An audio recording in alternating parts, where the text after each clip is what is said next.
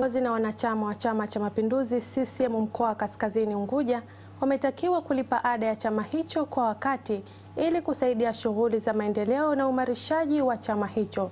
Shueha Khatibu ana taarifa zaidi.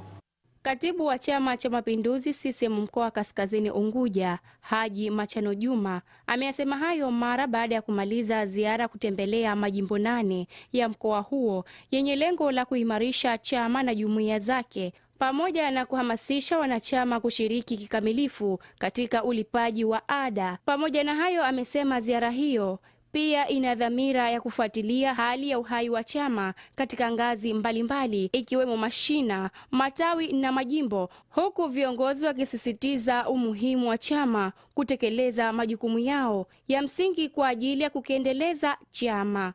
Niwaombe secretariat ya tawi washuke wende kwa mabalozi. Kwanza wakakague madaftari yao. Je, hayo madaftari yako sahihi? Yameandikwa vizuri? Pili, mkakague muhtasari ya vikao walokaa hao mabalozi pamoja na wanachama wao. Tatu, mkaangalie hao wanachama katika zoni hiyo, je, wamelipa ada? Ili kamati ya siasa zitakapokuja huko, viongozi wetu wakuu wakute mambo yote yapo sawa. Nao wajumbe wa sekretariat ya CCM mkoa wa Kaskazini Unguja wamesema ziara hiyo imewapa fursa ya kufuatilia kwa ukaribu shughuli za chama katika ngazi za chini pamoja na kuhamasisha ulipwaji wa ada kwa wanachama kwa kuhakikisha chama kinaendelea kuwa imara na kutekeleza majukumu yake kwa ufanisi. Ziara hii ina lengo la kwenda kufufua uhai wa chama na jumuiya zake ndani ya matawi, wadi, jimbo, tukizingatia vitu vikuu vitatu: ufanyaji wa vikao, ulipaji wa ada na uingizaji wa wanachama katika mfumo wa elektroniki, yani TEHAMA. Hii ya sekretarieti ya halmashauri kuu ya CCM ya mkoa imelenga kwenda kupambanua kwa namna gani majimbo yetu ya mkoa wa Kaskazini Unguja yanaweza yakafuatilia uwekaji wa miradi kwa ajili ya kuongeza nguvu ya Chama cha Mapinduzi.